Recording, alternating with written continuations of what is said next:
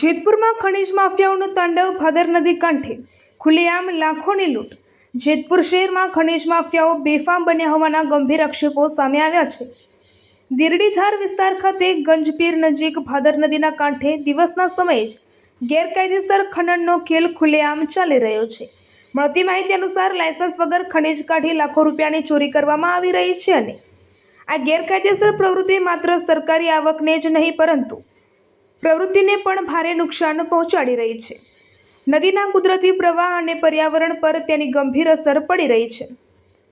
સૌથી મોટો સવાલ એ ઊભો થાય છે કે આ બધું કઈ શક્તિના આશીર્વાદ હેઠળ ચાલી રહ્યું છે અને જવાબદાર તંત્ર અત્યાર સુધી શા માટે મૌન ધારણ કરી રહ્યું છે। સ્થાનિક લોકોમાં પણ આ મામલે રોષ જોવા મળી રહ્યો છે અને તાત્કાલિક કડક કાર્યવાહી કરવાની માંગ ઉઠી રહી છે। હવે જોવાનું રહ્યું કે પ્રશાસન ક્યારે જાગશે અને આ ખનીજ માફિયાઓ સામે કડક પગલાં લઈ પ્રકૃતિના આ શોષણને અટકાવશે। રિપોર્ટર યુનુસ ગોરી, જેતપુર।